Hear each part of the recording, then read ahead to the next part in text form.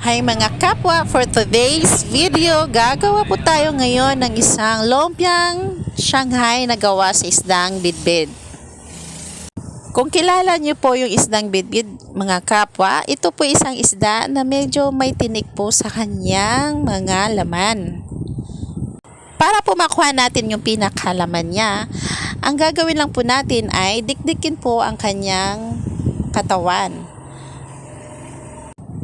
para po lumambot ang kanyang mga laman at mismo yung mga tinik ay mahihiwalay na agad. Medyo mahaba po talaga ang proseso nito kasi kailangan po talaga ng tiyaga at konting pasensya.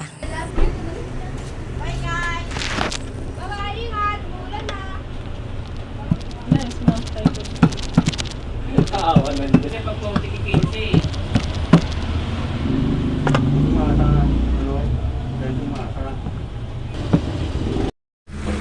ito na po guys ang kalalabasan after nating madikdik yung katawan niya.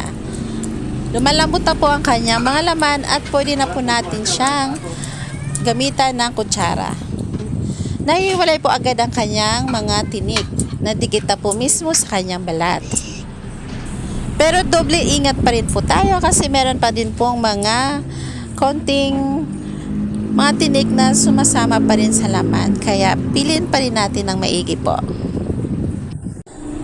Isasahog ko po pala dito ay dahon ng sibuyas, celery, ulo ng sibuyas, bawang, at meron din po itong kasamang itlog, paminta.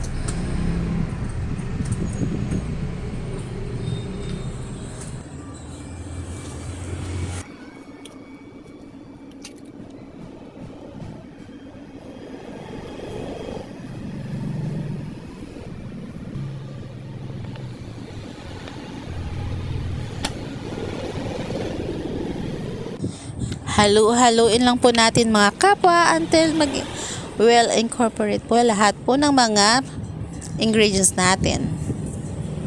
Para po manuot-nuot po lalo ang kanyang timpla. Palagi ko palang inaabangan tong gantong klaseng isda sa palengke.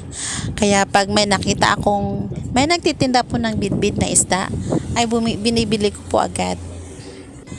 Kasi napakasarap naman talaga ang lumpiang Shanghai nito. At lalo na po yung pag gagawin ding fishball.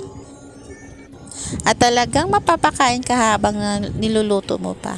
Sarap din ito papakin mga kapwa. Kaya pag may makita kayong ganitong klaseng isda mga kapwa, ay wag na kayo magpatumpik-tumpik pa. Try nyo na din para matikman nyo din yung lasa nito.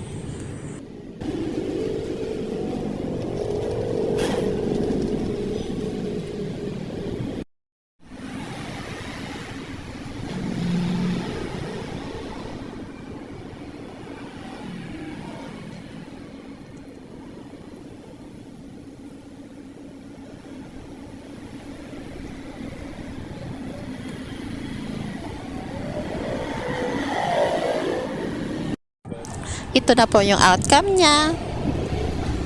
Napakasarap po tingnan. At lalong-lalong pag naisubo niya ay napakalinamnam ng lasa nito. Kaya, kain po tayo. Maraming salamat mga kapwa sa panonood. Please don't forget to like and subscribe my channel. Para po mapanood nyo po ang aking mga ganap pa